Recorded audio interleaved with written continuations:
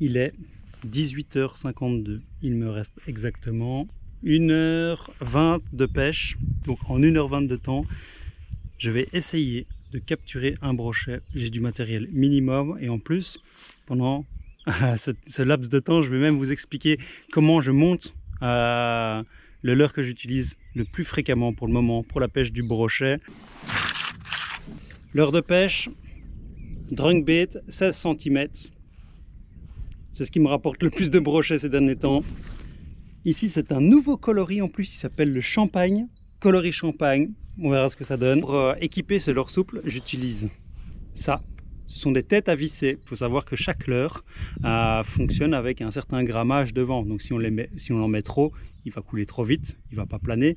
Si on n'en met pas assez, il ne va pas nager. Et donc il faut essayer de trouver le bon compromis pour qu'il ait la bonne vitesse de nage. Et le drunk bait, pour moi, c'est 7 grammes. On peut pêcher un peu plus et un peu moins, mais ça fonctionne à mes yeux un peu moins bien. Et je vous assure que le crash test de ce leurre, je l'ai déjà fait dans tous les sens du terme. Franchement, si vous devez le monter, 7 grammes. Si jamais vous voulez monter un petit peu plus haut en grammage, il existe ceci, ça s'appelle des mat as. En fait, c'est des plombs qui viennent se rajouter et se visser en dessous du leurre pour équilibrer le leurre. C'est à la base fait pour ça. Mais ici, vous pouvez rajouter donc un petit peu de plomb. Et donc, par exemple, ici, c'est du 3 grammes. Et donc, vous allez pouvoir passer votre montage en 10 grammes si vous voulez que ça pêche un petit peu plus creux ou bien tout simplement un petit peu plus vite. Hameçon taille 2. Et là, j'en ai pas avec moi parce que j'ai déjà fait le montage à l'avance, mais un petit morceau de bas de ligne acier et 2 sleeves pour clôturer le montage. Donc le montage, moi j'ai récupéré un déjà existant, il a déjà pris beaucoup de brochets, mais c'est pas grave, hein. Ça tient super longtemps dans le temps. Le seul truc qui vous le fait perdre, c'est un arbre ou un rocher, mais c'est sûrement pas un poisson. Alors, tête plombée, comme je vous le disais, 7 grammes à visser, on vient le visser dans le leurre, je vais le faire juste après. Un petit, ici c'est même pas obligatoire, mais moi je mets un émiron rolling pour que pendant les combats, le poisson, ça évite que le poisson se décroche en fait. Parce que peu importe comment il va combattre, vous voyez le bas de ligne là, donc je vous conseille vraiment de mettre quand même un petit émiron rolling, mais si vous n'en avez pas, n'en mettez pas. Donc un petit bas de ligne acier, alors moi je viens sur des sleeves, hein, donc l'endroit où on écrase le bas de ligne acier pour faire les nœuds. Moi je viens rajouter une petite gaine thermo. C'est un plus, c'est pas obligatoire non plus. Et puis l'hameçon que je vous ai dit, numéro 2. J'ouvre mon paquet de drunk bait. Il est translucide. Je trouve qu'il manque un petit peu. Je préfère les bicolores pour pêcher le brochet, moi. Mais ici, comme il y a du soleil, côté translucide, en fait, il a bicolore, mais c'est assez léger. Moi, je préfère quand c'est très contrasté. Je visse la tête plombée. Il pue de la mort, il va attraper le poisson. Donc je visse la tête.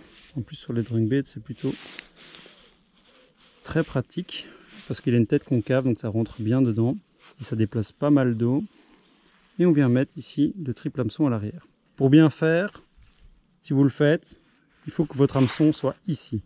Pourquoi? Parce que le brochet, quand il vient attaquer, il va toujours viser en premier lieu la tête du leurre.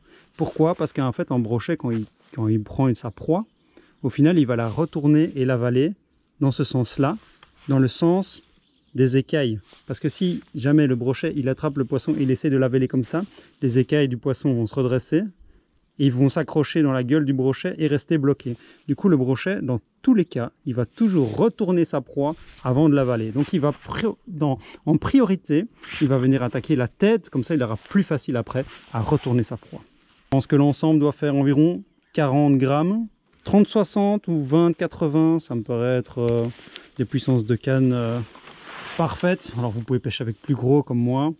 Ça ne sert pas à grand chose, mais voilà, ça fonctionne. Tant que vous savez le lancer, c'est tout ce qu'il faut. 19h04, je mets en action de pêche. Il me reste environ 1 heure de pêche du coup.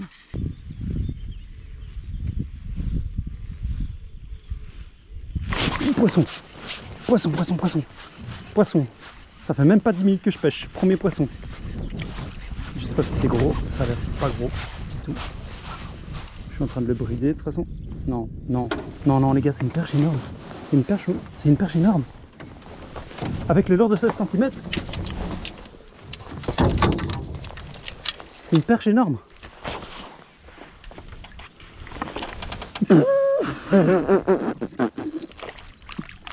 Ah cette masse à perche! Ah, celle-là, on va la mesurer. Elle est juste énorme. Énorme! Purée, quoi! Là, j'ai pas sorti ma toise. Je vais la mouiller. Je vais laisser mon poisson dans l'eau. Ah, ça débute déjà bien. J'ai 1 heure de pêche. Et après 5 minutes, j'ai déjà un poisson record au bout de la nuit. Alors, on va mouiller ça. Hop. C'est 16 cm le leurre. Il est là. Il fait tout seul là. Boum. Voilà le steak. Regardez ça. Ah, sacré drunk-bait, franchement. C'est pas comme si j'étais en train de vous vendre un leurre. C'est juste que c'est vraiment mon leurre favori pour le moment. Il est juste incroyable. Cendre, perche, brochet. Il a vraiment une taille et une action qui fait prendre des poissons et des gros poissons. Regardez-moi ça. Cool. Allez, alors à l'eau, on va pas traîner. On n'a qu'1 heure de pêche. Hein. Petite cocotte au soleil. Salut. Vous voyez, regardez, dans le montage, l'hameçon il s'est du coup décroché et en fait ça protège le leurre. Vous voyez, le combat se fait sur le bas de ligne acier et non pas sur le leurre souple. Et donc, à part l'endroit où on le pique, le leurre souple n'a pas de dégâts. Ça permet d'utiliser son leurre très longtemps. Alors, ce qui est cool, et c'est pour ça que je mets une plombée de 7 grammes, c'est parce que quand je jette et que j'arrête mon leurre, ben en fait il descend et il nage tout seul. Et donc en fait vous êtes capable, quand vous jetez, de seulement arrêter votre ligne et avec les 7 grammes de plombée, le leurre va descendre naturellement, il va nager naturellement et ça m'arrive régulièrement de prendre des brochets sans rien faire en fait, juste parce que le leurre de lui-même avec la plombée est attiré vers le fond et pêche. Alors autre conseil aussi, alors il faut ramener en linéaire bien sûr, mais vous pouvez évidemment ramener en linéaire près du fond, à mi-hauteur d'eau ou près de la surface. Ça dépend un petit peu du moment de l'année. C'est-à-dire qu'en hiver, on va privilégier des pêches près du fond.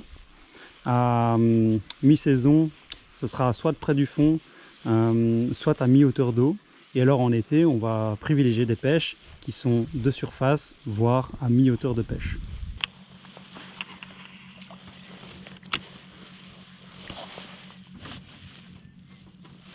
Poisson. Non, décro. Il reprend pas. Il reprend pas. Il reprend pas. Allez. J'étais en train de regarder pour diriger le moteur électrique et j'ai pas ferré. Et bien voilà, l'heure touche à sa fin. Le soleil est en train de disparaître sous l'horizon. Et derrière les arbres, alors une perche, c'était le bonus. Le brochet, c'était le poisson cible. J'ai eu 2 attaques. Une là-bas dans la bordure, et je ne l'ai pas piqué. Et puis un deuxième là-bas que j'ai piqué, mais j'étais occupé avec le moteur électrique. Et du coup, j'ai pas bien ferré. Donc probablement que j'aurais pu l'avoir si j'avais bien ferré dessus. Alors je vais encore vous donner une dernière petite explication concernant le montage ici. Ah, regardez. Hop. Vous voyez? Il y a bien du brochet qui a débarqué. Hein. C'est fait ouvrir et regardez où? À la tête. C'est ce que je vous disais. Donc, c'est que lorsque le triple hameçon arrive dans une pierre, dans une branche, c'est plus compliqué, mais dans une pierre, parfois le leurre il reste bloqué. Donc on tire de façon linéaire et il reste bloqué dans la pierre.